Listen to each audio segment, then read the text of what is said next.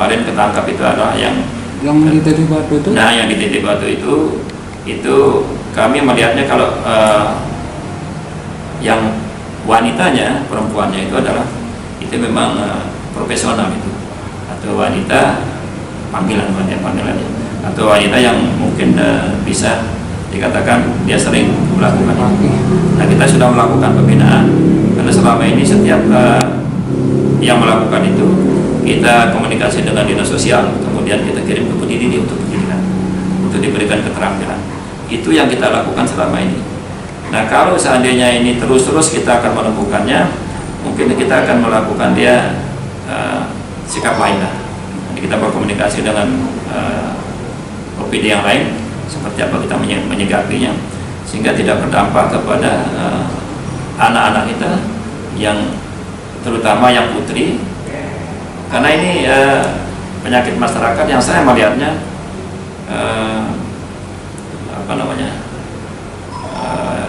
bahaya laten. Karena untuk mencari nafkah itu melalui ini agak gampang ya. Agak gampang, kemudian agak mungkin hasilnya besar. Tapi ini laten itu yang perlu kita antisipasi, perlu kita betul-betul masing-masing keluarga, masing-masing masyarakat kita yang punya anak putri agar betul-betul dijaga dengan baik. Langkah kita dalam upaya yang kasus di Titik Batu itu kan? Ya, kita berikan surat pernyataan kemarin itu.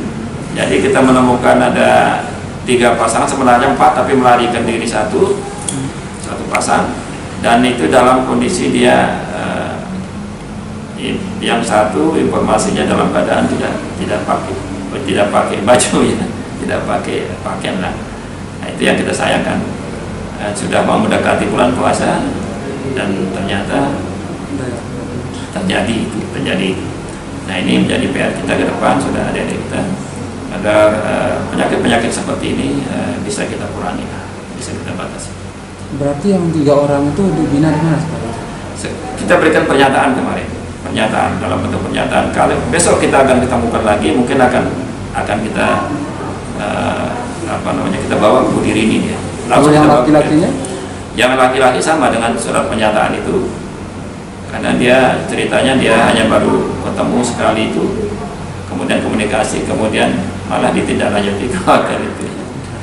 Nah, ini kan alasan saja sebenarnya, Nah, sekali lagi kita hanya melihat perempuannya sebagai wanita panggilan, tapi kita tidak melihat lakinya yang memang hidung belang. Ini yang perlu nanti kita coba bagaimana menyikapinya ini, karena di aturan kita perlu ketegasan itu, sehingga ada efek jalannya. Indikasinya orang mana? Ya? Indikasinya orang mana yang 3 orang?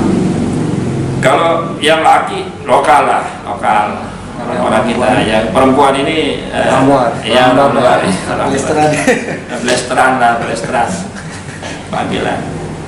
Iya, dengan alasan macam-macam belesterannya. Bisa kita sebut daerahnya mana, mungkin nanti akan menjadi masalah. Kalau kasus-kasus seperti ini sudah berapa kali kita temukan? Kalau kasus ini sudah sering.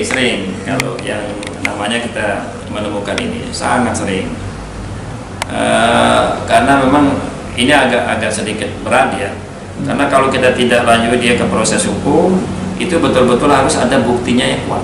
Ya.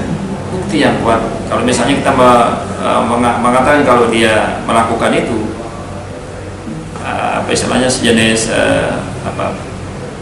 pelacurannya, atau sejenis yang melakukan seks di luar nikah.